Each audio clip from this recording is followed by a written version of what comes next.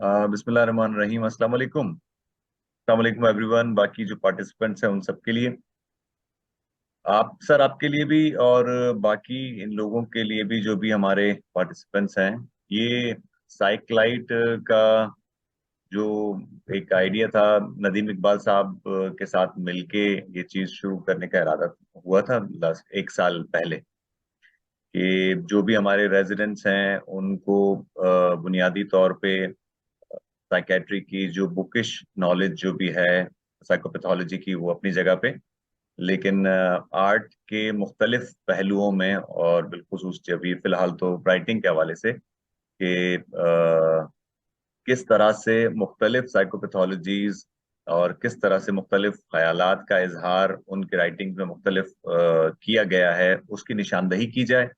और बाकी लिटरेचर की तरफ भी थोड़ी सी आशनाई उस तरफ से भी होनी चाहिए। तो फिलहाल तो हमने उर्दू लिटरेचर से करके शुरू किया था, ताकि थोड़ा सा आसान हो सके, समझने में भी सबके लिए आसानी हो। उससे करके शुरू किया था। उसमें वक्तन फवक्तन जो है वो जहमत देते आए थे, नदीम साहब से भी, ही वॉज काइंड इनफ। और फिर अब आपसे, आपने भी इसके लिए भी हमें टाइम दिया, दैट्स रियली नाइस। बहुत शुक्रिया आपका। जो पार्टिसिपेंट्स हैं सर, वो मेरे ख्याल में आपके लिए सारा कुछ कहूँ तो दैट्स लाइक सूरज को चिराग दिखाने वाली बात है। लेकिन मैं आपके लिए सिर्फ इतना कह सकता हूँ कि डॉक्टर अली मदी आशमी साहब जो हैं वो, आई फील ऑनर्ड, लाइक मुझे बहुत खुशी होती है कि I can call him friend. सो ये मेरे लिए बहुत बड़ी बात है। सर प्रोफेसर हैं और प्रोफेसर ऑफ साइकेट्री हैं।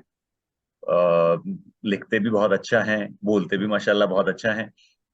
बाकी वो मजीद जो उन्होंने लिखा है, वैसे तो बहुत सारी चीज़ों पे लिखा है, ह्यूमैनिटीज पे बहुत सारी चीज़ें लिखी हैं, लेकिन आज जो हम बात करने जा रहे हैं वो मेनली जो है वो टोबर टेक सिंह के हवाले से, मंटो साहब का जो है उस बारे में बात करने जा रहे हैं। मंटो साहब की शख्सियत के हवाले से तो बहुत सी चीज़ें हैं जो कि शायद हम इस मुख्तसर से वक्त में नहीं कवर कर पाएंगे, लेकिन तो हम चाहेंगे कि हमारे जो भी बाकी जो दोस्त हमारे हमारे साथ हैं, वो कोशिश करें कि जो टोबर टेक सिंह के ऊपर ही उनकी जो भी राय और उनके जो ख्यालात हैं वो जरूर बात करें, उसके बारे में बताएं।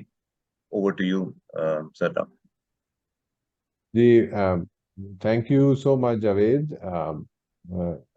आपने आपने तारीफ बहुत ज़्यादा कर दी, उसके लायक तो मैं नहीं हूँ। बहरहाल, मुझे खुशी इस बात की है कि आप और डॉक्टर नदीम और इस तरह के जो दोस्त हैं जिनको मेंटल हेल्थ और साइकेट्री के अलावा अदब और मुख्तलिफ जो फ़न के जो मुख्तलिफ शोबे हैं, उनसे भी दिलचस्पी है। मैं तो एक्चुअली हमारे किंग एडवर्ड में हम कोशिश करते हैं कि बाकायदगी से ह्यूमैनिटीज़ पे और जो मेंटल हेल्थ, साइकाट्री और जो आर्ट्स के जो डिफरेंट शोबे हैं उस पर बात की जाए मुख्तलिफ तरीके से। मेरा अपना दिलचस्पी क्योंकि अदब में और उस चीज़ में ज़्यादा है, तो उस पर बात हो सकती है। लेकिन मेरा अपना एक एक इंटरेस्ट है मेडिकल ह्यूमैनिटीज़ में, जिसका बुनियादी एक मतलब ये है कि जो मुख्तलिफ जो ह्यूमैनिटीज़ के सब्जेक्ट्स हैं, जिसमें आर्ट भी शामिल है, लेकिन जिसमें फ़िलासफ़ी भी है, जिसमें एथिक्स भी है, जिसमें रिलीजन भी है, सोशियोलॉजी भी है, बहुत सारी चीज़ें, वो मेडिकल प्रैक्टिस में, मेडिकल जो फील्ड है उसमें क्या कंट्रीब्यूशन कर सकते हैं। बहुत ज़्यादा कंट्रीब्यूशन कर सकते हैं, बहुत ज़्यादा कंट्रीब्यूशन है उनकी। और medical humanities as a discipline तो अमेरिका में, विलायत में, वेस्टर्न वर्ल्ड में एक एस्टेब्लिश्ड एक सॉर्ट ऑफ रियलिटी है उस तरह से। मंटो साहब के बारे में मामला ये है कि मैंने इत्तफाकन काम उन पे शुरू किया था को आज से को 10-11 साल पहले, जब मैं अमेरिका से आए हुए मुझे 1-2 साल हुए थे।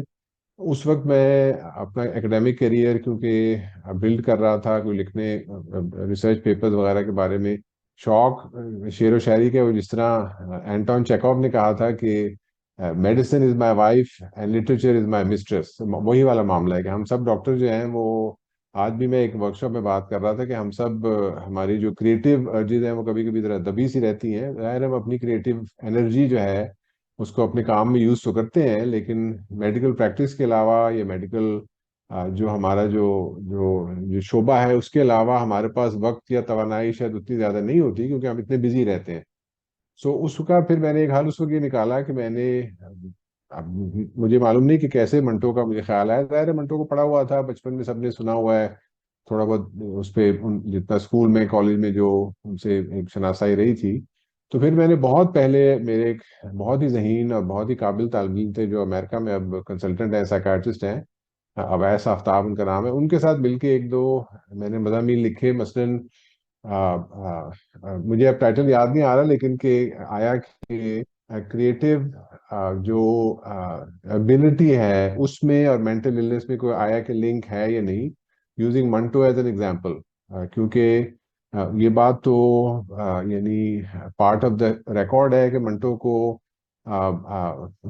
अल्कोहल ओवर यूज की आदत थी। मंटो जो थे वो हमारा जो जिस अभी टोबा टेक्सी की तरफ आएंगे, लेकिन जो Punjab Institute of Mental health है, जो इदारा जिसमें मैं आजकल भी कुछ काम कर रहा हूँ, वहाँ पे दाखिल भी रहे थे। और फिर उनकी बहुत यंग एज में उनकी वफात हो गई थी। He was only 44 when he died, and part of the reason for his early demise was alcohol abuse की कॉम्प्लिकेशन, लिवर वगैरह वो सारा उस तरह से करके। सो वो उस तरह से मुझे दिलचस्पी थी कि मंटो के बारे में कुछ उनको उनको मौजू बना के, उनको मरकज बना के कुछ इस पे लिखा जाए कि क्या। और ये तो बहुत पुरानी एक डिबेट है कि क्या जीनियस और मैडनेस में कोई लिंक है या नहीं, कि जो लोग बहुत जहीन होते हैं, बहुत हाई अचीविंग होते हैं, और बहुत से एग्जांपल हैं, मोजार्ट, बीथोवन, वैन गो, हर शोबे में है, पेंटिंग में, म्यूजिक में, एक्टिंग में, हर क्रिएटिव जो फील्ड है उसमें आपको मिसालें मिलेंगी कि बहुत जहीन लोग, बहुत हाई अचीविंग लोग वर उनको उनको कोई जहनी आर्जा भी था, ये उसमें मुब्तला रहे। और मंटो साहब तो खैर क्योंकि बहुत जल्दी उनकी वफात हो गई, तो वो एक ब्रीफ सा मजमून लिखा, फिर एक आधा कोई और लिखा। एक दो कॉन्फ्रेंसों में इसको पढ़ा भी, लोगों ने बहुत अप्रिशिएट किया कि एक बड़ा एक अनयूजुअल सा एक नुक्ता नजर है। मैं तो अपने जो दो शौक थे उनको आपस में मिला के उसके बारे में लिखने की कोशिश कर रहा था, और I was trying to build academic resume, publication resume. फिर कोई 2013 या 14 की बात है, हमारी एक दोस्त है जो इंडियन रिसर्चर ऑथर हैं, जिनका नाम है रक्षंदा जलील, जो जिन्होंने बहुत बहुत कुछ लिखा हुआ है। वो उनका जो पीएचडी का जो मकाला था वो अंजुमन तरक्की पसंद मुसन्निफीन हिंद पे था, तो उन्होंने बहुत उस पर काम किया था। उनसे उस वक्त तक रब्ता हो चुका हुआ था, क्योंकि उस वक्त तक मैंने अपनी फैज बायोग्राफी पे काम को थोड़ा बहुत शुरू किया था। तो उन्होंने मुझे मदऊ किया कि आप दिल्ली आएँ। उस वक्त हालात जरा बेहतर थे, इंडिया पाकिस्तान के इतने इतने ख़राब नहीं थे, कि आप दिल्ली आएँ, कि हम एक दिल्ली में एक मंटो पे एक अदबी कॉन्फ्रेंस कर रहे हैं, तो उस पर कुछ आके आप कोई कोई मकाला पढ़ दें। सो अब सैर करने का शौक तो मुझे है, तो मैंने कहा जी ठीक है मैं आ जाता हूँ। फिर जब मैं सोचने बैठा कि मैं मतलब है कि एक एक उदबा की, एक मुसन्निफीन की महफिल है, मैं तो साइकाट्रिस्ट हूँ, तो वहां जाके क्या पढ़ूंगा, मुझे थोड़ी घबराहट भी हुई कि भाई ये तो बड़ा काम गड़बड़ हो जाएगा। सो फिर मुझे ख्याल आया कि मंटो के बारे में कोई नफ्सियाती एक नुक्ता नजर से कुछ लिख देते हैं। सो फिर मैंने सोचा कि इस तरह से कोई शायद वहां पे नहीं, क्योंकि कॉन्फ्रेंस तो एक लिटरेरी कॉन्फ्रेंस थी, तो मैं फिर एक मजमून लिख के ले गया मंटो पे, एक साइकोलॉजिकल सॉर्ट ऑफ, या कह लें कि एक एनालिसिस मंटो, उस पर थोड़ा मैंने मुतालिया भी किया, उनकी जिंदगी के बारे में कुछ पढ़ा, थोड़ा उनका काम पढ़ा, इस तरह करके। तो वहाँ लोगों ने बड़ा बड़ा अप्रिशिएट किया, बड़ा पसंद किया कि जी वो अगेन एक अनयूजुअल एक टेक है कि एक साइकाट्रिस्ट आके एक उस तरह से बात कर रहा है। फिर उसी को मैंने एक्सपैंड करके 40-50 सफ़ों का एक मजमून बना के उसको एक दो जगह छापा भी था, तो वो अच्छा हो गया। मंटो साइकोलॉजिकल पोर्ट्रेट मैंने आपको लिंक भी भेजा था, अगर आपके कोई जो जो अटेंडीज हैं वो उसको पढ़ना चाहें। सो इस तरह से मंटो पे कुछ कुछ काम करने का मौका मिला उस वक्त। ये पुरानी बात है, अब रिसेंटली तो नहीं कोई ऐसा काम किया। टोबा टेक सिंह के हवाले से दिलचस्पी दोबारा मुझे हुई कोई 1-1.5 साल पहले, जब Punjab Institute of Mental health, जो हमारा बड़ा जो मेंटल अस्पताल है, जो पुराना एक एक सो कॉल्ड असाइलम है, 123 साल पुराना, वो इट्स वन ऑफ द 3-4 जो पाकिस्तान में बड़े बड़े जो जो पुराने ज़माने के प्री पार्टीशन के जो इदारे हैं, जिसमें आपके हैदराबाद का वासदी जहांगीर है, और हमारा ये पीएमएच है, फिर वो डाडर में जो जो जगह है, तो ये उसका हिस्सा है। उसको टीचिंग हॉस्पिटल जब बनाया गया, तो फिर हुकूमत ने मुझे वहाँ पे पोस्ट किया। तो मुझे इल्म था इस बात का कि मंटो वहाँ दाखिल भी रह चुके थे, एक से ज़्यादा दफ़ा दाखिल रहे थे। बदकिस्मती से मुझे अभी तक उनका मेडिकल रिकॉर्ड नहीं मिल पाया, क्योंकि मुझे याद है कि कॉन्फ्रेंस पे जब मैंने वो पेपर पढ़ा था मंटो के बारे में, तो हमारे एक सीनियर कोलीग है, नाम नहीं लूंगा, उन्होंने ये थोड़ा सा ऑब्जेक्ट किया था कि आपने मंटो का नफसियाती तजिया क्यों किया है। मसलन कि उन्होंने कहा कि आपने ये क्यों लिखा है कि मंटो शराब पिया करते थे। तो मैंने कहा जी मैंने तो नहीं लिखा है, ये तो मंटो ने खुद लिखा है। आप पढ़ लें, अंकल सैम के नाम खतूत में उन्होंने बारह दफा जिक्र किया है, तो इसलिए बहरहाल। सो मंटो के जो चाहने वाले हैं, जो मदाह है उनके, वो कभी कभी थोड़ा सा, लेकिन तो मैं चाह रहा था कि, और फिर इस पे एक वैलिड क्रिटिसिज्म जो मेरा ओरिजिनल पेपर था उस पर, ये था, उसकी फिर मैंने उसको मॉडिफाई कर दिया था कि जी आप यानी बगैर किसी का मेडिकल रिकॉर्ड देखे किसी को फॉर्मली डायग्नोज तो नहीं कर सकते। और मैंने फिर उसमें करेक्शन कर दी थी कि मैं डायग्नोज नहीं कर रहा हूँ, एक मेरी स्पेकुलेशन है, जो मंटो ने खुद जो जिक्र किया हुआ है, जो जो तस्दीक शुदा बातें जो मुझे किताबों में मिली हैं। मसलन मंटो ने खुद कहा था अपनी नौजवानी के बारे में। मंटो साहब के वालिद जो थे वो जज थे, सब जज थे।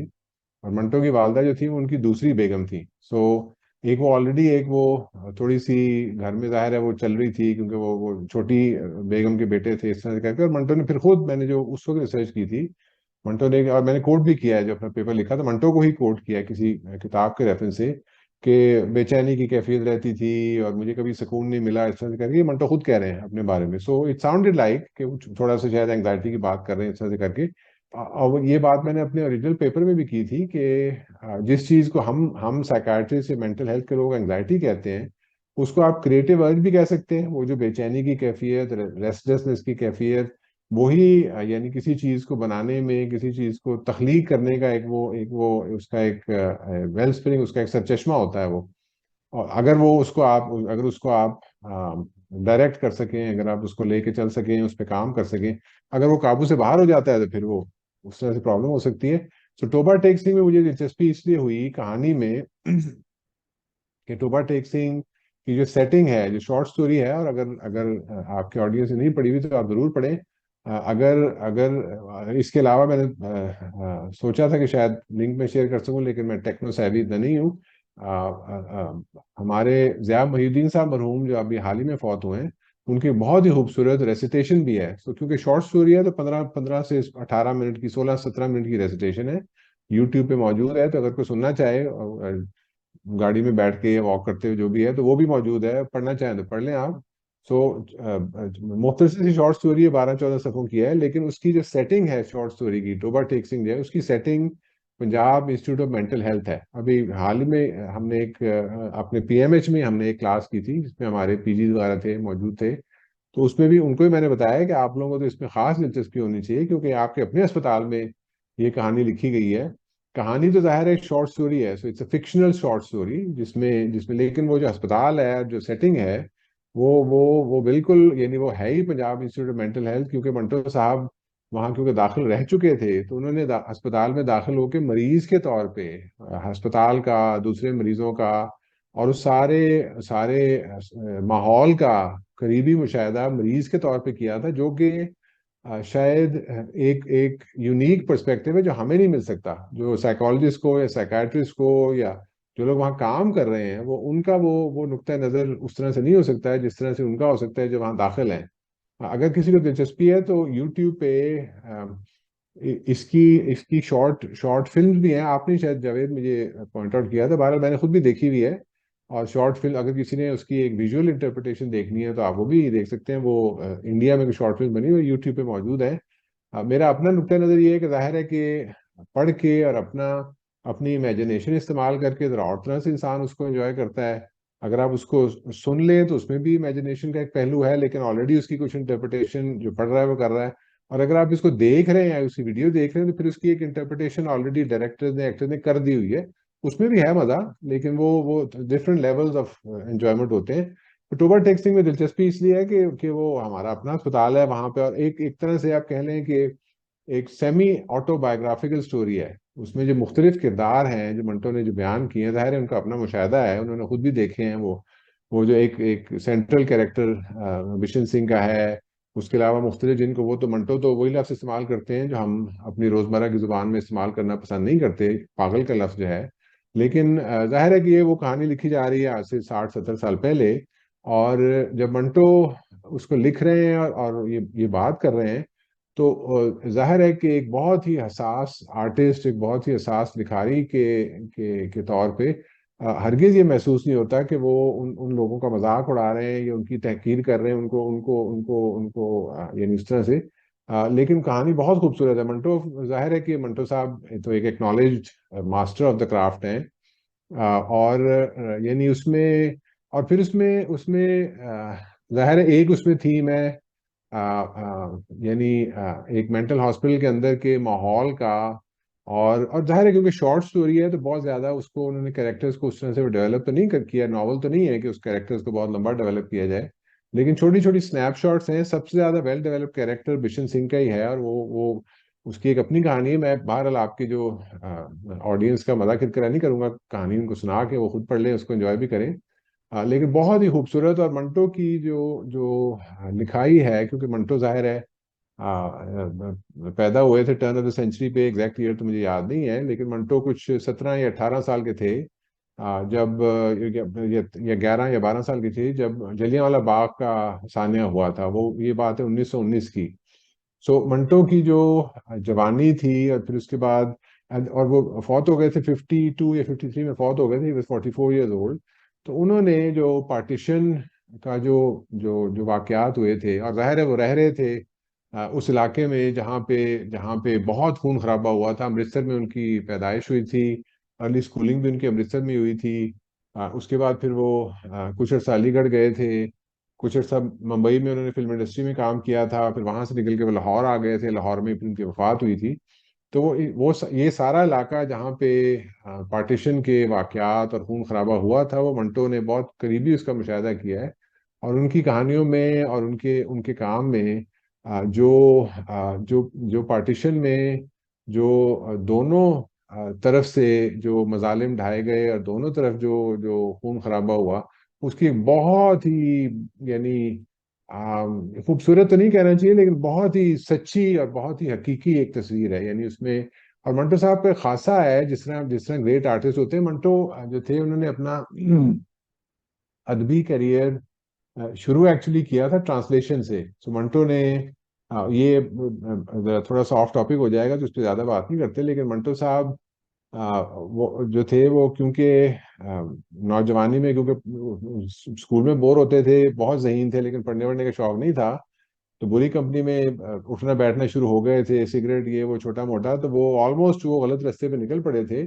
फिर एक साहब से उनकी मुलाकात हुई जिनका नाम था अब्दुल बारी अलीग, जो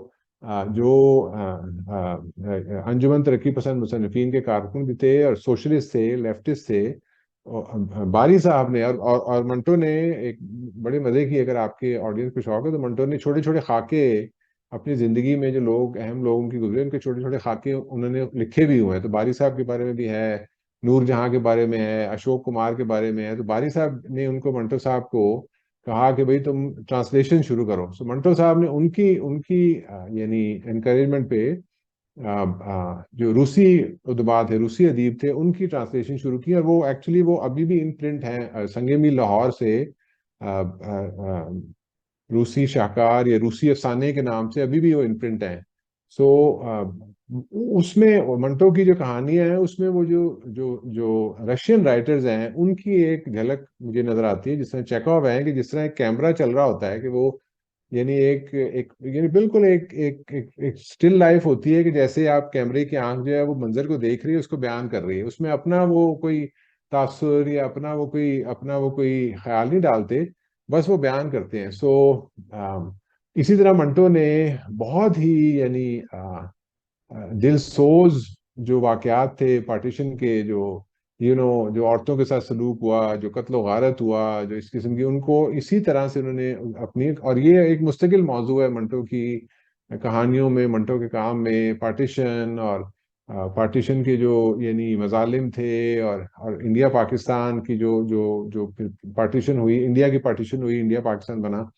तो टोबा टेक सिंह जो है वो भी उसका एक सेंट्रल थीम है कि एक जो पागल है, जो जो जिसका नाम है टोबा टेक सिंह, वो ये पता करने की कोशिश कर रहा है कि जो टोबा टेक सिंह जहां से वो है, क्योंकि उसको नहीं उसका नाम किसी को मालूम नहीं है, इसलिए, लेकिन वो है टोबा टेक सिंह से, तो उसको अब किसी को पता नहीं है, क्योंकि अब बिल्कुल पार्टीशन के फौरन बाद का जमाना है, तो किसी को नहीं पता कि कौन सा इलाका किस मुल्क में आ गया है। कौन सा इलाका हिंदुस्तान में है, कौन सा इलाका पाकिस्तान में है। तो एक ये भी वो जो पार्टीशन का थीम है कि वो जो जो जो होमलैंड था, यानी हिंदुस्तानियों का होमलैंड था, और हिंदुस्तानी का जो लफ्ज़ है, हमने उसको शायद थोड़ा सा मजहबी तरह से हम ज्यादा उसको समझते हैं। असल में इवन जो हिंदू का जो लफ्ज़ है, उसका सिर्फ उसका ओरिजिनल मतलब है यानी जो दरियाए इंडस की सरजमीन के रहने वाले, ये लफ्ज निकला ही वहीं से है। हिंदू का मतलब है यानी इंडस दरिया के लोग। सो हिंदुस्तान का मतलब है वो धरती जो इंडस दरिया की वजह से बसी हुई है। सो बहरहाल, ये भी उसका एक थीम है। फिर जाहिर है उसमें वो जो मंटो साहब का स्पेशल है औरतों पे जो है मामला, ये मैं ज्यादा बात नहीं करूंगा, आपके आपके ऑडियंस को मैं चाहता हूँ कि वो खुद एंजॉय करें कहानी को। मैं हमारा अपना पर्सनल लिंक उससे ये है कि क्योंकि हमारा अपना अस्पताल है जहाँ पे हम अभी भी जाते हैं। और लाहौर में क्योंकि मंटो साहब रहे थे, लाहौर उनका आखिरी जो था वो यानी यानी आखिरी उनका स्टॉप भी था और उनकी आरामगाह भी है लाहौर। तो इसलिए हमें मंटो साहब से इस लिहाज से खास शगफ भी है। सही सर, थैंक यू सर, बहुत बहुत शुक्रिया, आपने बहुत अच्छे तरीके से ये चीजें तो क्लियर की। और मैं चाहूंगा कि अभी, चूंकि ये मीटिंग हमारी तो एक मुख्तसर टाइम के लिए होती है और अभी इसमें बाकी 9 मिनट में वैसे ही ये वाली मीटिंग खत्म हो जाएगी, तो काइंडली जो बाकी सब्सिक्वेंट है उसी सेम आईडी को ज्वाइन करेंगे तो वापस अगला सेशन शुरू हो जाएगा। फिलहाल मैं चाहूंगा कि जो हमारे अभी जो साथ हैं, हमारे बाकी जो साथी हैं, अगर वो उनमें से कोई अपना हाथ रेज करके बता दें कि भाई उनकी क्या ऑब्जर्वेशन है, उन्होंने ये पढ़ा है, तो पढ़ने के बाद एज अ ट्रेनी या वैसे भी उनका मुशाहिदा क्या है, अगर कोई बताना चाहे, कोई शेयर करना चाहे।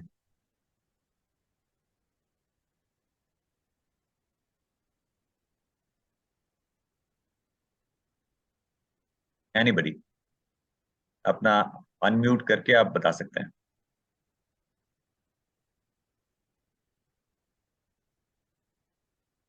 अगर शर्मान। अगर कोई कमेंट नहीं, जावेद साहब मैं देख रहा हूँ कि डॉक्टर नदीम हमारे साथ हैं। अस्सलाम वालेकुम, आदाब डॉक्टर नदीम। सो एक कमेंट उनसे भी ले लें। माशाल्लाह बहुत ही अकम्पलिश्ड ट्रांसलेटर हैं, बहुत ही बाज़ौक आदमी हैं। तो अगर एक कमेंट उनसे भी ले लेते हैं, जी अगर प्लीज आप प्लीज इजाज़त सर, दें। बिल्कुल बिल्कुल सर, एनी टाइम। अस्सलाम वालेकुम। वालेकुम सलाम। मैं खामोशी से सुन रहा था। मैं चाह रहा था कि पीजीज और ट्रेनीज उस पर कमेंट करें। अली मदी हाशमी साहब बहुत अच्छा बयान कर रहे थे।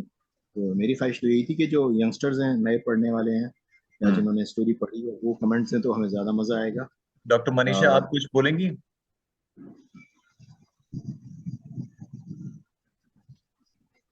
कुछ भी, जो भी आप। मैं इसमें जावेद मैं एक ऐड करता चलूँ, मनीषा का कमेंट भी ले लेते हैं कि क्लास यानी कोई कोई ये कोई अस्पताल की या कोई इम्तिहान की क्लास नहीं हो रही है। नहीं। मैं भी यानी मेरा ख्याल अदब को पढ़ने का या उससे लुत्फानंदोज होने का बेहतरीन वजह उसकी ये है कि वो सब चीज़ें जैसे आपने जावेद जिक्र किया जो हम अपनी साइकेट्री की या साइकोलॉजी की टेक्स्ट बुक्स में पढ़ते हैं, इमोशंस के बारे में और ह्यूमन रिलेशनशिप्स के बारे में और इस किस्म की चीज़ों के बारे में, वो हमारे आर्टिस्ट, हमारे राइटर्स, हमारे पोएट्स, हमारे पेंटर्स, हमारे म्यूजिक मेकर जो हैं, इस खूबसूरती से उस चीज को, यानी एक कूजे को कूजे में दरिया को बंद करने वाली बात होती है कि हम एक पूरा चैप्टर हम एम्पथी पे पढ़ लें, या कि एक मंटो का एक अफसाना पढ़ लें या कोई फैज की गजल पढ़ लें। तो वो चीजें जो है वो ऑटोमेटिकली, और क्योंकि वो एक एक एक बड़ा आर्टिस्ट जो है वो तो आपके आपके जाहिर है आपके दिल के तारों से खेल रहा है, तो इसलिए वो कॉग्निटिवली जो चीज हम समझने की कोशिश कर रहे होते हैं वो इमोशनली फौरन समझ आ जाती है और बड़ा उसमें बड़ा लुत्फ आता है। तो एक यानी एक तो वो है कि वो चीज़ ज़ाहिर है हमारे नॉलेज को, हमारी अंडरस्टैंडिंग को एनहेंस भी करती है, लेकिन बड़े मज़े की चीज़ है। तो इसका उसका उसके पढ़ने की ये भी वजह हो सकती है। तो जैसे मैंने पहले कहा कि अब ज़माना बदल गया है, मॉडर्न ज़माना है, तो जो लोग सुनना चाहते हैं वो सुन भी सकते हैं। अब तो बहुत सी ऑडियो वर्जन मौजूद हैं। जो लोग देखना चाहते हैं वो देख भी सकते हैं, बहुत सी वीडियोस टाइप की वो भी मौजूद है। लेकिन ज़रूर थोड़ा सा इस चीज़ को यानी अपनी अपने लीजर टाइम में थोड़ा सा इस चीज को आप इसको इसको इसको इसको यानी प्रैक्टिस जरूर करें, या थोड़ा सा इसमें इसमें इन्वॉल्व जरूर हो, क्योंकि ये आपकी आपकी क्योंकि जो मेडिकल जो उसमें भी ऐड करेगी और आपको अपने तौर पे भी आपको पसंद आएगी। इसमें सर अभी जो भी पार्टिसिपेंट्स हैं उनमें से आधों को मैं जानता हूं, और माशाल्लाह वो सब ऐसी, इनका वो शौक है बिल्कुल, लेकिन शायद बोलने के हवाले से अभी कुछ झिझक है या क्या है, होपफुली वो भी कवर हो जाएगी।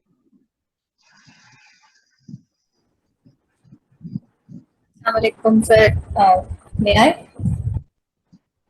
I'm Dr. Pfizer from JPMC. I'm a third year resident in psychiatry. मैं बस सर सिर्फ ये मेंशन करना चाहिए थी, एक तो बहुत शुक्रिया आपका इस अपॉर्चुनिटी के लिए, और आपने जितनी भी अभी गुफ्तगू की उसमें से सबसे एक जो बात जो मेरे जहन में और मुझे क्लैरिटी मिली जिस बात की वजह से आपने जिक्र किया कि मंटो का लिखने का अंदाज ऐसा है जैसे कोई कैमरा है और वो चल रहा है और वो देख रहा है। मुझे हमेशा से बस एक चीज यही डिफरेंस फील होती थी, शॉर्ट स्टोरीज काफी और वालों की भी पढ़ने का मौका मिला है, लेकिन मंटो की अब शॉर्ट स्टोरीज में जैसे मिसाल के तौर पर एक ओवर टेक्सिंग है, दूसरा एक ठंडा गोश्त या नया कानून जो मेरे जहन में तो लिस्ट आ रहे हैं, उन सब में ना मुझे हमेशा ऐसा लगता था मुझे बस इसको बयान नहीं करना आता था कि मैं पढ़ रही हूँ, but there is a difference, it's as if somebody is showing a drama to me from a director's perspective. तो ये वाली चीज जो आपने इंडिकेट की, एक तो मैं इसको हाईलाइट करना चाहती थी, thank you for mentioning it this way. हम ओवर टेक्सिंग की से बात कर रहे थे, मैं इस पे बाकी सब भी कमेंट कर सकते हैं। मुझे जो चीज ओवर टेक्सिंग में जो थीम हाईलाइट होती हुई नजर आई ना, वो स्प्लिट की थीम हाईलाइट होती हुई नजर आई है। जैसे जो फिनोमिनोलॉजी मुझे पढ़ के उस मेन कैरेक्टर की समझ में आ रही थी कि अगर मैं उसे साइकियाट्रिक टर्म्स में बताने की कोशिश करूं तो मुझे ऐसा महसूस होता है जैसे किसी स्किज़ोफ्रेनिक पेशेंट पढ़ रही हूँ मैं, उसकी सिम्टोमेटोलॉजी मुझे नजर आ रही है उस पेशेंट में डिपिक्ट हो रही है। और schizophrenia as I have been able to understand it described a split of mind, and the theme of the entire story जो उसमें वहाँ पर उस मौके पर जो बैकग्राउंड में है वो भी स्प्लिट की है, तोड़ की है। ये चीज मुझे इसको पढ़ के महसूस हुई, मुझे लगा कि शेयर करनी चाहिए।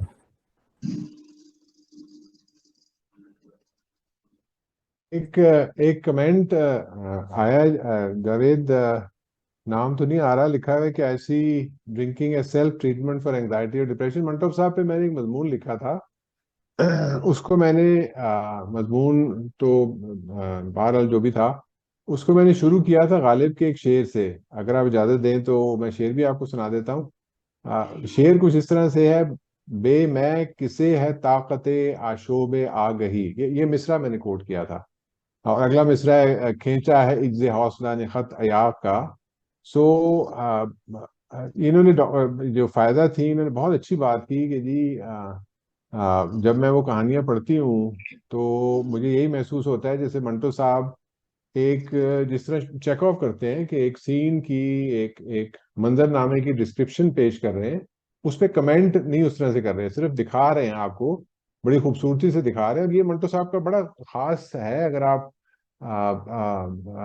मुजेल और सौगंधी और इस तरह की बहुत सारी कहानियां पढ़ी तो बड़ी डिटेल से, मैंने मजमून में लिखा था कि वो डिटेल्स को बड़ी क्लोजली डिस्क्राइब करते हैं। कमरे में इस कोने में ये रखा है, उस कोने में ये रखा है, यहाँ ये, वहाँ वो है, यहाँ वो है, और ये पूरा एक सफ़े के लिए, आधे सफ़े के लिए एक डिस्क्रिप्शन चल रही है। और फिर कुछ इस तरह की बात होती है कि एक कमरे में एक कोने में एक लाश पड़ी हुई थी, तो आदमी एकदम दहल जाता है। वो भी एक मंटो साहब का खासा है कि मंटो साहब थोड़ा सनसनी के उस तरह से शौकीन थे, लेकिन वो जो describing a picture and not trying to impose your own feelings on the reader, I think that's a very unique way of writing जो मंटो का खास है। फिर जिन मौज़ूआत के बारे में वो लिख रहे हैं, इन्होंने अभी बात की थी जो मंटो की सबसे आप कह सकते हैं नोटोरियस कहानी ठंडा गोश्त। वो उसका मामला ठंडा गोश्त का ये है कि जिस तरह एक दफ़ा नसीरुद्दीन शाह साहब इंडिया से आए थे और कुछ परफॉर्म कर रहे थे हमारे फैज़ फेस्टिवल में, और वो कुछ इसमें चुगताई की कुछ कहानियां वो प्रिपेयर करके लाए थे। उनका ड्रामा ट्रूप है, उन्होंने आके फिर परफॉर्म किया, हमने बड़ा एंजॉय किया। लेकिन नसीर साहब ने बहुत अच्छी बात की स्टेज पे, जिसको फिर मैंने बाद में कई दफ़ा कोट किया है। उन्होंने कहा जी कि वो मामला ये है कि इसमें चुगताई ने वहाँ पे हिंदुस्तान में उनको प्यार से इस्मत आपा कहते हैं, अब भी सब लोग वही कहते हैं, उस तरह से उनका एक टाइटल बन गया था। तो इस्मत आपा ने एक वो कहानी लिहाफ क्या लिख दी कि बस और किसी ने कभी कुछ पढ़ा ही नहीं है। जो भी इस्मत चुगताई का नाम सुनता है वो बस लिहाफ की बात करता है। और for those of you who are not familiar, Ismat Chughtai was also revolutionary feminist writer, या और बड़ी अच्छी वो लिखती थी। लेकिन ये जो लिहाफ कहानी है उस जमाने में, ये 50s की बात है, this was a story about female homosexuality back in that day. और इससे भी एक तहलका मच गया था, एक तूफान आ गया था, और इसमें चुगताई को भी गिरफ्तार करके कोर्ट में पेश होना पड़ा था, जिस तरह मंटो साहब को 2-3 दफा होना पड़ा था। तो मंटो साहब को जो ठंडा गोश्त है उसका मामला वही है जो लिहाफ का है। जो भी मंटो का नाम सुनता है वो बस ठंडा गोश्त के बारे में सोचता है। कहानी बुरी नहीं है, कहानी अच्छी है। लेकिन मंटो ने बहुत कुछ लिखा है।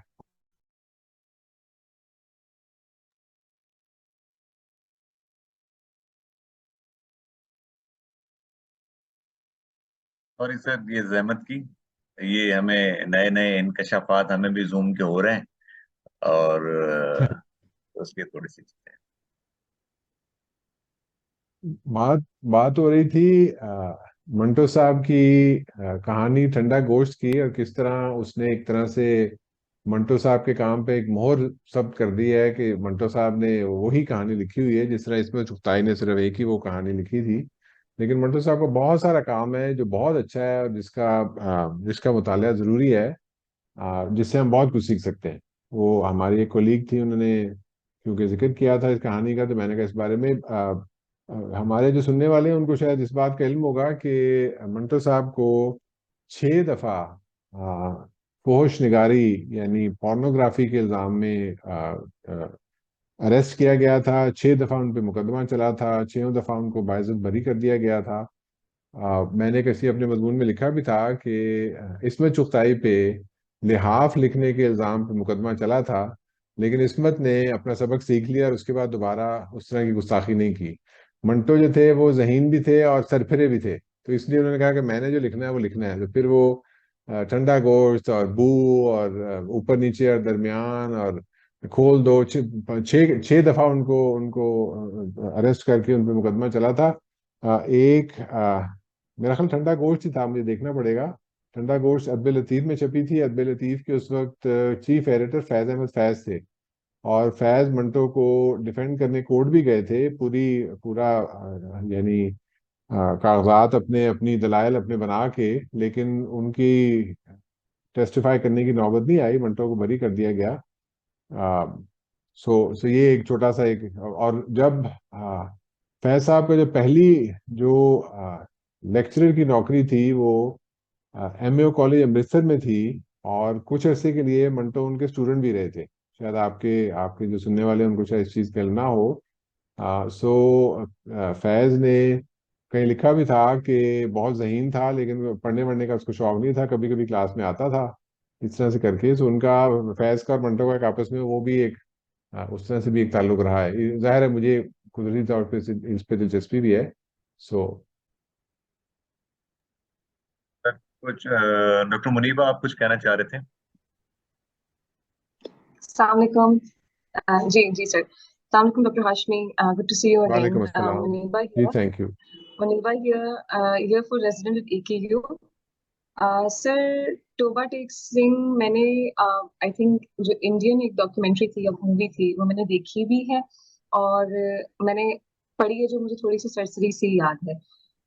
तो जब मैंने पढ़ी थी तो जो मेरी फीलिंग्स थी, क्योंकि साइकाइट्री ट्रेनिंग के दौरान ही मैंने पढ़ी थी, तो जो मेरी फीलिंग्स थी वो हार्ट ब्रेक की ज्यादा थी कि एक तकलीफ की सी जो फीलिंग्स होती हैं वो ज्यादा थी, और जिसमें मुख्तलिफ किस्म के जो है वो इंसैनिटी की चीजें बताई थी। तो व्हाट आई फेल्ट वाज कि आई बिलीव कि जो पेशेंट्स थे उनके पास फ्रीडम ऑफ एक्सप्रेशन ज्यादा थी, कि बाकी सारे तो समझने की कोशिश कर रहे थे, उनके पास उनकी एक इंसैनिटी ने शायद उनको फ्रीली एक्सप्रेस करने का मौका दिया था। तो जिस तरह दरख्त पे कोई बैठा हुआ घंटों के मैं वहीं रहूंगा, या फिर जो है जो एंग्लो इंडियन जो पेशेंट्स थे वो आपस में वहां भी एक सॉर्ट ऑफ एक आपको हायरार्की दिखती है कि शायद हमारी अहमियत अब कम हो गई क्योंकि अंग्रेज सब चले गए। और सबसे ज्यादा हार्ट ब्रेकिंग जो थी वो टोबा टेक जो सिंह थे, जो कि बैठे हुए थे या उन्हें मुंह लेटे हुए थे, जो एंड में कहा गया था। तो I think it was heartbreak mostly, it was heartbreaking, so that was my comment to Batik Singh. Yeah, Thank you. it was very, very poignant, very, very heartrending. Also very, very funny in places. Pakistan वो जगह है जहाँ Absolutely. वो जगह है जहाँ उस्तरे बनते हैं।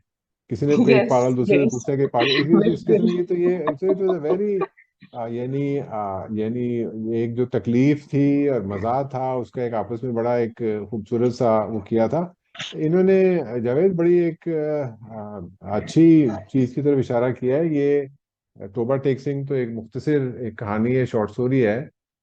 लेकिन इसकी मिसालें यानी वेस्टर्न लिटरेचर में बहुत है। एक तो आपको याद होगा अर्ली 70s में रोजनहैन एक साइकोलॉजिस्ट थे जिन्होंने एक्सपेरिमेंट किया था, बड़ा मशहूर एक पेपर लिखा था on being Sen in insane places. उन्होंने रिसर्च की थी जिसमें उन्होंने अपने रिसर्च टीम को साइकेट्रिक, पुराने जमाने के साइकेट्रिक अस्पताल भेजा था ये टेस्ट करने के लिए कि साइकेट्रिक डायग्नोसिस कितनी वैलिड होती है। और अपनी रिसर्च से प्रूव किया था कि साइकेट्रिक डायग्नोसिस की वैलिडिटी ऑलमोस्ट ना होने के बराबर है। यानी यानी एक बिल्कुल सब्जेक्टिव सी चीज है। एक तो ये बात हुई। दूसरा, अभी रिसेंटली मैंने दोबारा मुताला शुरू किया है। एक 60s की एक किताब थी, नॉवल थी, मैंने अपने ट्रेनिज को भी जिक्र किया है। एक यंग लड़की जो एडमिट हुई थी अमेरिका में, ईस्ट कोस्ट में एक साइकेट्रिक अस्पताल में, 60s में, असाइलम टाइप अस्पताल में। बहुत मशहूर एक अमेरिकन साइको एनालिस्ट है फ्रीडा फ्रॉम राइखमैन, जिन्होंने अपनी सारी जिंदगी psychotherapy, psycho analysis of severe mental illness पे स्पेंड की, यानी साइकोटिक लोगों की। तो वो लड़की वहां एडमिट हुई, फ्रीडा ने उसकी एनालिसिस की, वो लड़की रिकवर हो गई, फिर वो लड़की राइटर बन गई, माइनर राइटर बन गई। उसने अपने उस तजर्बे के बारे में, जो साइकेट्रिक अस्पताल में उसका तजर्बा था, जिसकी स्टे थी और कुछ काफी महीने वो वहां रही थी जितना भी, उसके बारे में एक किताब लिखी थी, नॉवल है, I never promised you a rose garden. Joanne Greenberg, पहले उस वक्त जब छपा था तो एक फर्जी नाम से छपा था क्योंकि उसमें स्टिग्मा था। अब उसके एक्चुअल अब भी इन प्रिंट है 70-80 साल से। तो उसमें उस लड़की ने, वो उस मरीजा ने जो रिकवर हो गई थी बाद में, जिस तरह मुरीबा ने अभी टोबा टेक सिंह का जिक्र किया, अपने तजर्बे को इस्तेमाल करते हुए, अपने तजर्बे, और वो लिटरेरी वर्क है उसने, यानी है तो मेंटल इलनेस के बारे में, लेकिन वो यानी एक उसको एक नैरेटिव स्टाइल में उसको लिख रही है, अपनी कहानी वो लिख रही है। सो उसमें उसने इस चीज को डिस्क्राइब किया। और ये जब आप पढ़ते हैं, जिस तरह टोबा टेक सिंह का जब आप पढ़ते हैं, तो आपको लगता है कि वाकई जो लोग उस अस्पताल में मुस्तकिल मुकीम है, जिनको हमने मरीज कह दिया है, असल में वो बिल्कुल ठीक है, उनको कोई प्रॉब्लम नहीं है। वो जब उनका पर्सपेक्टिव आप देखते हैं तो वो कहते हैं कि असल दीवानगी जो है वो सोसाइटी में है। असल जो जो दीवानापन है, असल जो बर्बरियत है, असल जो जो पागलपन है, असल जो जुल्म है, असल जो जो वहशत है, वो तो इस अस्पताल के बाहर है, अस्पताल के अंदर तो सब ठीक है। तो ये बात, और ये टोबा टेक सिंह तो खैर क्योंकि शॉर्ट स्टोरी है, ये बहुत बड़ी बात है कि आप इस तरह से उसको लिखें कि वाकई इंसान सोचने पे मजबूर हो कि यार वाकई ये तो हमने तो कभी इसमें सोचा नहीं था कि जिनको हम जिनको पेशेंट कह रहे हैं, they are not at all insane in that way. They are only perhaps finding refuge. वो एक insane society से पनाह लेके वहां पे वो रह रहे हैं। जब उस तरह से आप देखते हैं तो एक और तरह का आपको यानी आप पे बहुत सी और नई चीजें आपकी खुलती हैं, आपकी आपकी अंडरस्टैंडिंग जो है उस पर बड़ा इजाफा होता है, बड़ा बड़ा बड़ा आपको आपकी सोच को बड़ी वसअत मिलती है। सर बिल्कुल सही कह रहे हैं सर। डॉक्टर नदीम इकबाल नदीम कुछ साहब ऐड जी। करना चाह रहे हैं सर? जी जी जी सर। सर आपने तो चिराग ही बुझा दी दूसरे लोगों के, इतनी बलीग गुफ्तगू कर रहे हैं आप, और आपकी रेजिडेंट माशाल्लाह। गुफ्तगू इतनी सारी जहत की तरफ चली गई है कि उसको समेटना या उसको वो करना बड़ा मुश्किल सा है। अभी एक रेजिडेंट AKU की बात कर रही थी, आपने उसका जवाब दिया। मंटो साहब की क्राफ्ट्समैनशिप को आप देखिए कि हम सब ने टू किल ए मॉकिंग बर्ड या तो मूवी देखी हुई या वो पढ़ा हुआ है नॉवेल, या हमारा अपना आइस कैंडी मैन, कि जहाँ बच्चों की नज़र से वाकयात को होते हुए दिखाया जाता है। वो एक टेक्निक है। मंटो साहब की आप टेक्निक देखिए कि वो मेंटल असाइलम के लोगों से वो कुछ कहलवा रहे हैं जो उस वक्त दुनिया में या हमारे खत्ते में हो रहा था। तो अगर मेंटल असाइलम में रहने वाले सो कॉल्ड, हम जिनको स्किज़ोफ्रेनिक पेशेंट्स कहते हैं, वो इतने परेशान हैं इस तरह बंटवारा होने से, तो अगर हम एम्पैथिकली जरा ये सोचें कि जो आम लोग थे, जो अपरूटेड किए जा रहे थे मजहब के नाम पे या नई सरहदों के नाम पे, नए मुल्कों के नाम पे, उन पर क्या गुजर रही होगी, क्या हो रहा है, क्यों हो रहा है, क्या होगा आगे मुस्तकबिल, बेयकीनी, खौफ, मायूसी, फिर लोगों की सदियों के आपस के ताल्लुकात, रिश्ते, चाहे मजहब कुछ भी रहे हों, चाहे साथ रहने के, तो उस सब को जिस तरह चंद महीनों में अपरूटेड कर दिया गया, तो इंसानी जहन पे, माशरे पे, आम लोगों पे क्या गुजरी होगी। ठीक है, उन्होंने अपनी स्टोरी में पाकिस्तान में उस तरह बनने, ठीक है, मिज़ा का भी पहलू कायम रखा है, वो भी रखा है, लेकिन ज़रा सा अगर हम इसको ह्यूमन लेवल पे देखें कि वो जो कुछ उनके जहन में था, वो किस होशियारी से, किस खूबसूरती से उन जहनी मरीजों से कहलवा रहे हैं।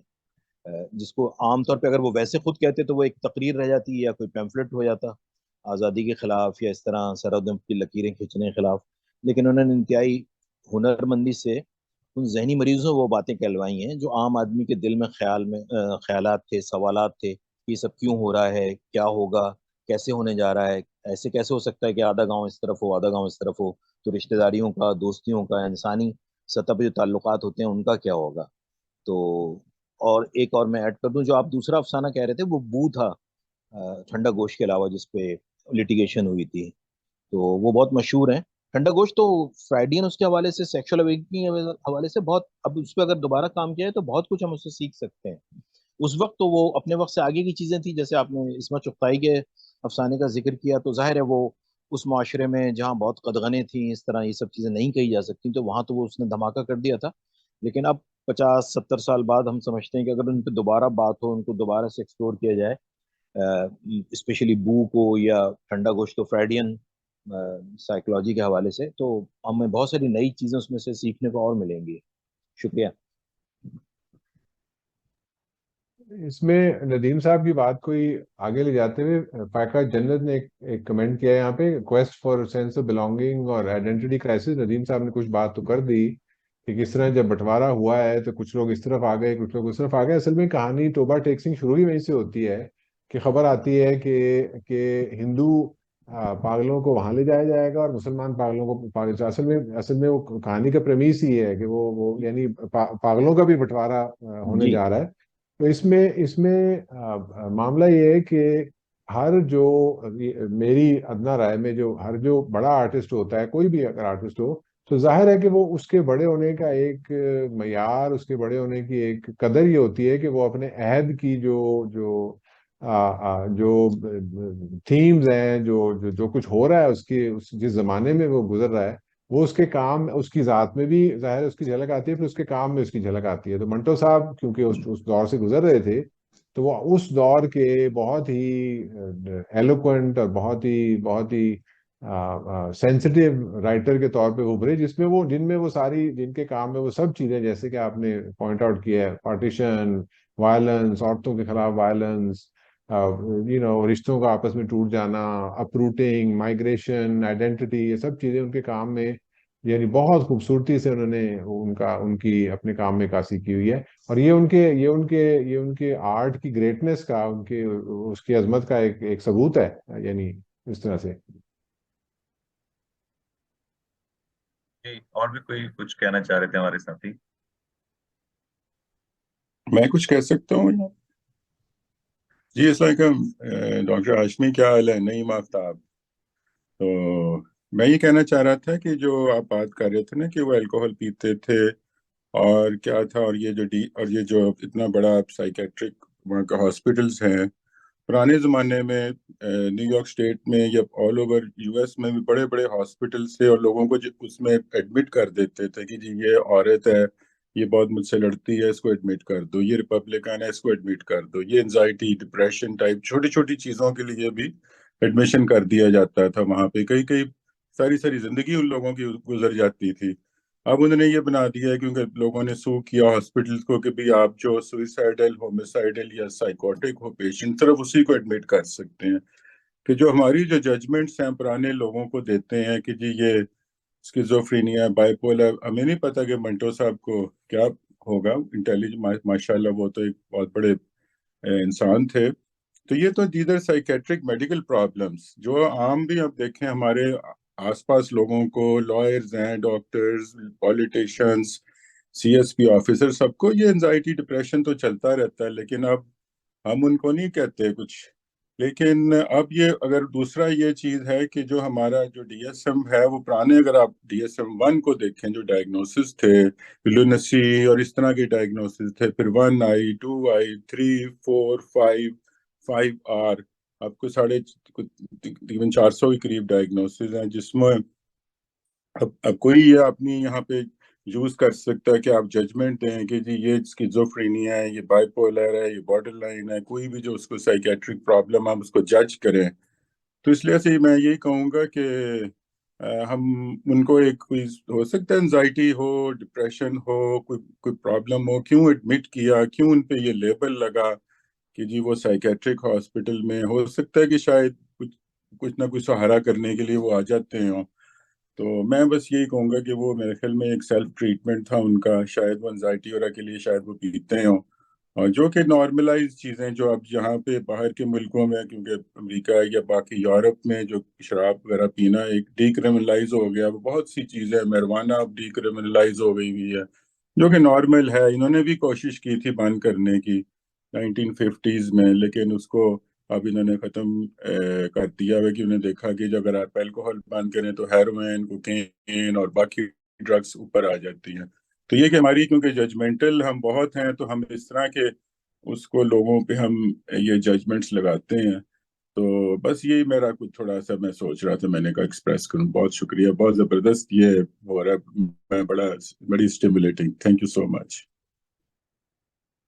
हाशमी साहब कुछ इसके ऊपर जरा रोशनी डालें तो वो ज्यादा अच्छे तरीके से माशाल्लाह जबरदस्त बोलते हैं, वो थोड़ा सा मेरे ख्यालात को जरा ऑर्गेनाइज कर सकते हैं। Thank you.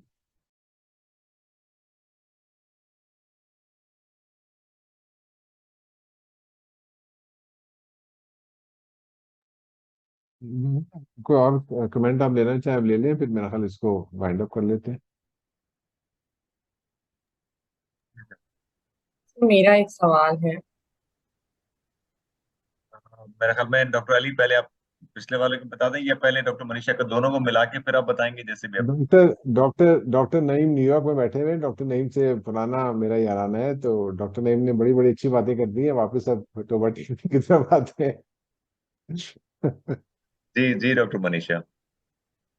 जी सर, मुझे ये सवाल पूछना था कि जो मंटो साहब की राइटिंग है, वो अक्सर इस तरह सोसाइटल नॉर्म्स को चैलेंज करना, और उसके साथ साथ जो है जो पर्सनल आइडेंटिटी है और जो सोसाइटल एक्सपेक्टेशंस हैं, उनके बीच में जो कन्फ्लिक्ट है उनको हाईलाइट करना होता था। तो सर, ऐसी चीजें सोचने के बाद इतनी हिम्मत लेके आना कि उसको पेन डाउन करना है, तो व्हाट डू यू थिंक कि ये जो हम सब लोग जो सोसाइटल नॉर्म्स को या सारी चीजों को फॉलो करते हैं, क्या इतनी हिम्मत इन लोगों में आ सकती है, या फिर इसके लिए एक साइकेट्रिक अलग पर्सपेक्टिव है या पर्सनालिटी ट्रेट्स हैं जो ही ये चीज कर सकते हैं? हाँ, क्या क्या सच बोलने की हिम्मत हर इंसान में आ सकती है? आ तो सकती है, लेकिन हर चीज की एक कीमत होती है। मंटो साहब ने तो बड़ी भारी कीमत चुकाई अपनी अपनी हिम्मत की, अपनी क्या कहना चाहिए, अपनी बहादुरी की, कि उन्होंने सोसाइटल नॉर्म्स को चैलेंज किया। वो जो मजमून था जावेद साहब से मैंने शेयर किया था, उसमें मैंने लिखा था मंटो साहब का फॉर इंस्टेंस एक एक एक परमानेंट थीम और भी है, जो कि सेक्स का थीम है। मर्द औरत के जो आपस में जो जिनसी ताल्लुकात है, ठंडा गोश्त की बात हो रही थी और बहुत सारी कहानियां। तो और वो जो उन पे जो मुकदमे चले थे, नदीम साहब बात कर रहे थे, नदीम साहब 6 कहानियां, सबके नाम शायद मुझे याद ना हो, ठंडा गोश्त, बू, खोल दो, ऊपर नीचे दरमियान, काली शलवार, और एक और है, 6 टोटल कहानियां। सो इन सभी में किसी ना किसी तरह वो सेक्स का थीम है, और उसको से और उस पे बार बार उन पे इल्जाम ये लगता था कि आप आर्टिस्ट नहीं है, आप पोर्नोग्राफर हैं। यानी आप फनकार नहीं है, आप फोश निगार हैं। आप यानी इस पर्सपेक्टिव से उस औरत मर्द के ताल्लुक पे इस पर्सपेक्टिव से लिखते हैं जो फहाशी का पर्सपेक्टिव होता है, वो उसको फन का पहलू उसमें उसमें नहीं लाया जा सकता। तो उसमें मैं तो खैर क्या इस बारे में बात करूंगा। मैं एक पैसा का आपको एक मुझे अभी एक रिसेंटली एक पैराग्राफ मुझे मिला, जो मैंने उर्दू बायोग्राफी को मैं ख़त्म कर रहा हूँ उनका। तो उसमें एक एक किताब में कोई एक 2 पैराग्राफ मुझे मिल गए, फैज़ का नुक्ता नज़र पोर्नोग्राफी के बारे में, वो क्या होती है क्या नहीं होती। तो उसमें बड़ी सीधी सी बात की उन्होंने। फैज साहब ने कुछ इस तरह कहा कि जब कोई आर्टिस्ट कोई आर्ट क्रिएट करता है और उसको आप इस तनाजुर में जज करना चाहते हैं कि आया ये आर्ट है या पोर्नोग्राफी है, फहश निगारी है, तो आप ये इस बात पे गौर करते हैं कि आर्टिस्ट का, फनकार का मकसद क्या है आर्ट को क्रिएट करने का। क्या वो उससे अपने कारी के, अपने देखने वाले के, सुनने वाले के जज्बात को उस तरफ को मुश्तैल करता है कि वो यानी सेक्सुअल वायलेंस की तरफ या उसकी तरफ मायल हो, या कि उसका मकसद किसी किसी किसी सोशल फिनोमेना को, किसी सोशल प्रॉब्लम को हाईलाइट करना होता है। उसकी एक्चुअल मिसाल उन्होंने दी, आपको याद होगा, एक बड़ी मशहूर तस्वीर है वियतनाम जंग की। उसको कभी कभी वियतनाम की बेटी भी कहते हैं। एक यंग लड़की है जो बिल्कुल बिल्कुल बरहना है, बिल्कुल नंगी है, जो भागती चली जा रही है सड़क पे। और भी लोग हैं उस पे सड़क पे, लेकिन वो एक्चुअली जब अमेरिकी फौज ने जब जब उनसे वियतनाम काबू नहीं हो रहा था, तो उन्होंने एक केमिकल का इस्तेमाल करना शुरू किया था वियतनाम, क्योंकि वो जो वियतनाम के जो गुरीला जो जंगजू थे, वो क्योंकि वियतनाम में बहुत जंगल है, तो वो जंगल में छुप जाते थे, वहां से निकल के हमला करते थे, फिर जंगल में जाके छुप जाते थे। तो इन्होंने सोचा कि हम ऐसा करते हैं कि हम केमिकल स्प्रे करते हैं सारे जंगल के ऊपर। जंगल सारे जब मर जाएंगे तो उनको छुपने की जगह नहीं मिलेगी, तो एक एक एक केमिकल होता है, उसको नेपाम कहते थे, NAPALM। वो यानी बेसिकली वो मीलों तक वो आग लगा देता था। यानी जब वो उसमें पता नहीं केमिकल जो भी था उसमें, लेकिन जब वो बमबारी उसकी की जाती थी तो कई कई मील पे आग लग जाती थी, और वो आग फिर बुझाई नहीं जाती थी, यानी वो चलती चली जाती थी। तो वो जो लड़की है, जो बिल्कुल यंग सी लड़की है, 11-12 साल की लड़की, बड़ी मशहूर तस्वीर है और वियतनाम की जंग की, कि वो सड़क पे भाग रही है और बिल्कुल वो बेचारी नंगी है, लेकिन वो नंगी इसलिए कि उसके कपड़े बिल्कुल जल गए हैं। वो जो उसके ऊपर जो आग बरसी है, खुद भी वो जल गई, ऊपर से लेकर नीचे तक उसके कपड़े भी जल गए। तो फैज साहब ने मिसाल ये दी कि क्या वो जो फोटोग्राफ थी, जब आर्टिस्ट ने वो फोटोग्राफ बनाई और वो फोटोग्राफ उसने छपवाई किसी मैगजीन में, और फिर दुनिया में वो सारी फोटोग्राफ घूमी, तो उस आर्टिस्ट का मकसद उस लड़की को बरहना दिखाना इसलिए कि लोगों के सेक्सुअल जज्बात उभरे, हरगिज नहीं था। उसका तो मकसद ये था कि वो ये दिखाए कि कितना जुल्म और बर्बरियत वियतनाम में हो रही है, लोगों पे कितना कितना यानी जुल्म किया जा रहा है। तो ये एक मिसाल दी फैज साहब ने कि पोर्नोग्राफी और आर्ट को अगर आपने डिफ्रेंशिएट करना है, तो एक ये तरीका हो सकता है कि आर्टिस्ट करना क्या चाह रहा है, अपने जो आर्ट उसने क्रिएट किया है। तो इसी इसी यानी आप तराजू पे अगर मंटो साहब की जो कहानी है उसको आप ठंडा गोश्त को अगर आप इस तराजू पे रख के देखें, तो क्या वो आपके जो जो जो जो लस्टफुल जज्बात है उनको वो उभारने की कोशिश कर रहे हैं, या वो जो वायलेंस हो रहा था, जो उस वक्त जो पार्टीशन के जमाने में जो जो सारी बातें हो रही थी, उसको वो शोकेस करने की कोशिश कर रहे हैं, ये दिखाने के लिए कि कितना जुल्म हो रहा है, लोगों पे जुल्म हो रहा है, औरतों पे जुल्म हो रहा है, दोनों कौमों पे जुल्म हो रहा है, सब पे जुल्म हो रहा है। सो एक ये मामला उसमें था कि इस तरह से हम डिफ्रेंशिएट कर सकते हैं। और ये डिफ्रेंशिएट करना जरूरी है, वरना इल्जाम लगाना तो बहुत आसान है। हमें कोई भी चीज़ अगर नापसंद है, और अभी डॉक्टर नईम ने जिक्र किया कि हम बहैसियत एक माशरे के थोड़ा सा हमारे में बर्दाश्त की और उस चीज़ की थोड़ी सी कमी है किसी हद तक, तो हम बहुत जल्दी से लोगों को बुरा भला कहने में और उस चीज़ में हम आगे बढ़ जाते हैं। लेकिन अगर इस बारे में गौर किया जाए, और फिर क्या, जिस तरह मंटो साहब ने कहा था कि अगर आप मेरी कहानियों को बर्दाश्त नहीं कर सकते, तो इसका मतलब है कि आपका आपका मुआशरा नाकाबिल बर्दाश्त है, क्योंकि मैं तो वही दिखा रहा हूँ जो जो जो मुआशरे में मौजूद है। मैं तो, जिसमें पहले बात हुई है कि एक कैमरा है, वो देख रही हो सब कुछ जो मुआशरे में हो रहा है, वो आपके सामने ला रहे हैं। तो अगर मुझसे बर्दाश्त नहीं हो रही मंटो की कहानियां, तो फिर जो मेरा मुआशरा है उसमें बहुत सी नाकाबिल बर्दाश्त चीजें हैं, और इसके बारे में मुझे सोचना चाहिए, इसके बारे में मुझे कुछ करना चाहिए, इसके बारे में मुझे जद्दोजहद करनी चाहिए कि इन नाकाबिल बर्दाश्त चीज़ों को ख़त्म किया जाए, ताकि, और यही तो मतलब जिंदगी का काम ही यही है कि कोई जद्दोजहद हो कि लोगों की जिंदगी में बेहतरी लाई जा सके। और अगर आंखें बंद कर लेना या अपने आप को डिस्ट्रैक्ट कर लेना, तो कोई उसका उस तरह से सोल्यूशन नहीं है। अब उसमें जाहिर है कि एक हसास आर्टिस्ट के लिए, जैसे मैंने वो शेर कोट किया था, बे मैं किसे है ताकत है शोबे आ गई। अब वो मंटो साहब इतने सेंसिटिव थे, इतने ज्यादा उनमें था कि वो उनसे बर्दाश्त नहीं हो पाता था। फिर ये कई दफा इस तरह से हुआ। इसमें भी जब वो फौत हुए थे 52 में, 53 में उनकी वफात हुई थी। फैज साहब उस वक्त हुकूमत पाकिस्तान के मेहमान थे, हैदराबाद जेल में बंद थे, हैदराबाद जेल में। तो उनको खबर जेल में मिली, और उन्होंने उनको एक उनका खत है जो उनकी सलीबे मेरे दरीचे में, उसमें उसमें वो भी मैंने कहीं कोट किया है किसी जगह पे, जिसमें उन्होंने लिखा कि मैं मंटो की वफात का मुझे पता चला, मुझे बहुत अफसोस हुआ, बहुत दुख हुआ। मेरा स्टूडेंट वो रहा हुआ था। लेकिन जब आर्ट और जिंदगी बरसरे पैकार होते हैं, जब दोनों आपस में टकरा रहे होते हैं, तो फिर एक को छोड़ना पड़ता है। और लेकिन एक दूसरा रास्ता ये है कि फिर एक जद्दोजहद करके दोनों को आपस में मिलाया भी जा सकता है, लेकिन वो बड़ा मुश्किल काम है, वो बड़ा मुश्किल काम है। और जो फिर दोनों में से एक को नहीं छोड़ सकता, फिर वो उसके लिए फिर बहुत तकलीफ है, जिस तरह मंटो साहब के लिए थी। तो वो फिर उन्होंने उन्होंने काम तो ऐसे किए कि हम आज भी उनको याद कर रहे हैं, उनके बारे में बात कर रहे हैं। लेकिन जिस तरह चेकऑफ साहब जो थे वो भी बहुत यंग एज में चले गए, 44 में थे, ट्यूबरक्लोसिस हो गई, फौत हो गए, लेकिन आज तक दुनिया मानती है कि तारीख के बहुत बड़े वो अफसाना निगार हैं। और हमारे इस खिते के उर्दू के बहुत बड़े अफसाना निगार मंटो साहब भी हैं।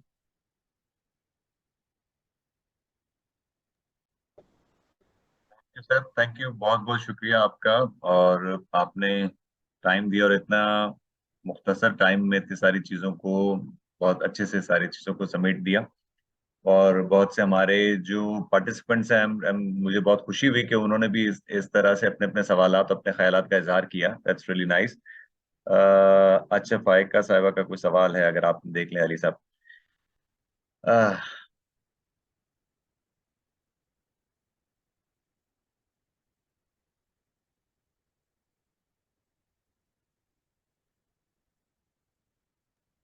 वही बात। मेरी बातें सुन सुन के लोग कहीं कहीं बोर जी ना हो जाए, नदीम साहब से कमेंट ले लें, उसके बाद फिर वाइंड अप कर लेते हैं। जी जी बिल्कुल, नदीम साहब बस अब क्लोजिंग रिमार्क सर नदीम साहब भी दे देंगे, उसके बाद देन बस। बहुत बहुत शुक्रिया आप सब लोगों का। सर को जहमत फिर वक्तन फवक्तन देते जरूर रहेंगे डॉक्टर अली को। नदीम साहब, ओवर टू यू सर। बहुत शुक्रिया जावेद। सर ने बहुत तफसील से बहुत सारे पहलुओं का अहाता किया। अदब वही है जो सवालात उठाए, अदीब वही है जो लोगों को सोचने पे मजबूर करे, माशरे में तब्दीली लाने के लिए रवैयों से मुताल्लिक, मिथ से मुताल्लिक, प्री कंसीव्ड नोशन से मुताल्लिक कि वो तब्दील कर। मंटो साहब जिस दौर में ये लिख रहे थे, जब उन्होंने इनके चेखोव के, गोगोल के, मोपासा के तराजिम शुरू किए थे, उस वक्त दुनिया बहुत बड़े अपील से गुजर रही थी। सेकेंड वर्ल्ड वॉर खत्म हुई थी, ग्रेट डिप्रेशन के बाद की जमाना था। बॉम्बे में जहाँ वो रह रहे थे उस वक्त दुनिया के मुख्तलिफ लोग वहां से गुजर रहे थे, प्रोस्टिट्यूशन अपने उरूज पे थी गुर्बत की वजह से। बंगाल फैमिन, कलकत्ता फैमिन का टाइम वहां से गुजरा था। और वो जो पुरानी कदरें थी, हमारे यहाँ गाना सुनने जाना या तवाइफ के कोठे पे जाना, वो आहिस्ता आहिस्ता खत्म हो रही थी, या उनकी एक बदतर सूरत सामने आ रही थी। तो इन सब चीजों पे उनके जैसा हसास आदमी ज़ाहिर है खामोश नहीं रह सकता था। तो उन्होंने अपने आर्ट के जरिए, अपनी कहानी के जरिए उसका इजहार किया, लोगों में तशवीश दौड़ाई। अभी यहाँ किसी ने सवाल किया था कि सोसाइटी सोसाइटी ज़ाहिर है पूरी सोसाइटी को हम नहीं चेंज कर सकते ना। उसका ग्रे मैटर ऐसा होता है कि वो हर अच्छे नॉवेल या हर अच्छी शॉर्ट स्टोरी को एज सच एक्सेप्ट कर ले, या उसकी वजह से वो फनकार अपना काम करता है तब्दीली लाने के लिए, सवालात उठाने के लिए, सोचने पे मजबूर करने के लिए। तब्दीली बहुत देर में आती है, बहुत रफ्ता रफ्ता ग्रेजुअली आती है। जिन मौजूआत पे हम आप डॉक्टर साहब अभी डॉक्टर अली मदी हाशमी बात कर रहे थे सेक्सुअलिटी के मुतालिक, ये 1940 50 60 में किसी के लिए इस तरह बैठ के किसी फोरम पे बात करना बहुत मुश्किल था। तो मंटो साहब की खूबी यही है कि उन्होंने मुश्किल सवालात को उठाया, लोगों के जहन में सोचने के लिए एक तहरीक पैदा की। और उनकी फनकारी से में तो कोई शुबा नहीं कि बहुत बड़े फनकार थे। मैं इतना ही कहना चाहूंगा। बहुत शुक्रिया। Thank you sir, thank you, बहुत बहुत शुक्रिया। Thank you doctor Ali once again, बहुत शुक्रिया आपका। और बहुत शुक्रिया बाकी थैंक सारे यू जावेद, पार्टिसिपेंट्स का। आपका भी इंशाल्लाह। और आपके सारे सुनने वालों का भी बहुत शुक्रिया। Thank you. थैंक यू बहुत जी, बहुत बहुत शुक्रिया। शुक्रिया अस्सलाम सर। वालेकुम सर।